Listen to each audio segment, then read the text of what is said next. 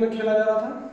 ये हैदराबाद का स्टेडियम, यानी कि हैदराबाद का कोई स्टेडियम होता है भुवनेश्वर स्टेडियम। फिर कर्नाटक यानी कि बेंगलोर का स्टेडियम, यानी कि चिन्नास्वामी का स्टेडियम में खेला जा रहा था। तो यहाँ के कैप्टन कौन थे? मुजफ्फर जंग कैप्टन थे। और यहाँ के कैप्टन कौन थे? नासिर जंग। फिर यहाँ के कैप्टन कौन थे? चंदा साहब। यहाँ कैप्टन कौन थे? नवाब अलीवर्दी। अब क्या होता है, इस MI ये CSK क्या करता है? MI को हरा देता है, ठीक है, MI को हरा देता है, ठीक है, और हैदराबाद पर अपना 2 पॉइंट ले लेता है। समझ बात को।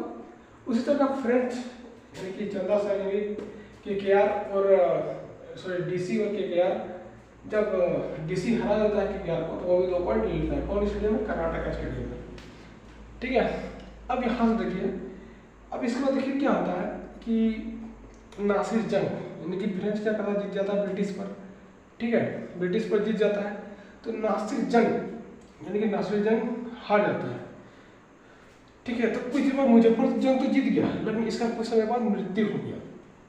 तो इसके पास कोई बेटा नहीं था। अब ब्रिटिश क्या करता है? ब्रिटिश का नासिर जंग हार गए थे, ठीक है, हार गए थे, तो क्या करेगा? तो मुजफ्फर जंग जीत गए थे, लेकिन जब कोई बेटा नहीं था उत्तराधिकारी के लिए, तो किसको बनाया गया? नासिर जंग का बेटा को बनाया गया था। यहाँ से 1 पॉइंट कर लिया। फिर कर्नाटक में फ्रेंच चंदा साहब क्या किए? हरा दिया नवाब अलीवर्दीन, ब्रिटिश को हरा दिए। तो मूड खराब हो गया किसका? रॉबर्ट क्लाइव का। तो वो देखा कि फ्रेंच का पावर बढ़ रहा है, पूरा क्या बढ़ रहा है। तो उन्होंने क्या किया? रॉबर्ट क्लाइव को अटैक किया आरकोट पर, ठीक है, आरकोट पर, और जो कि कर्नाटक का कैपिटल था यानी कि राजधानी था। तो वहाँ से क्या हुआ? नवाब मोहम्मद अली को क्या बनाया गया था? नवाब बनाया गया कर्नाटक का। इसके बाद देखिए, जब फ्रेंच और फ्रेंच तीनों जब डुप्ले के अंदर था तो ब्रिटिश को हरा दिया, ठीक है। तो इसको वो बैटल हुआ था कहाँ पर? बैटल ऑफ अंबर 1749 में। तो देखिए, ये आपको जस्ट इंट्रोडक्शन बना है, आपको हम डिटेल में लिख के बताएंगे, समझाएंगे। उम्मीद करते हैं आपको समझ में आ रहा होगा। चलिए आइए हमारे साथ, हमारा मदद कीजिए, देखते हैं क्या होता है, किस्मत कहाँ से कहाँ में आता है हमको, ठीक है। तो डिटेल में समझना है तो एक स्टेप समझ के जाना है आपको। तो देखिए, सेकंड कर्नाटिक वार ये कब से कब हुआ था?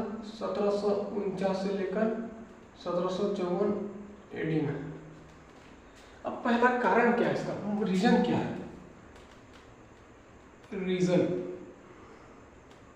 रीजन क्या कि वहां का निजाम को क्या होता है? मृत्यु हो गया था, इसलिए उत्तराधिकारी नहीं मिल रहा था, ठीक है। Death of Nizam in Hyderabad.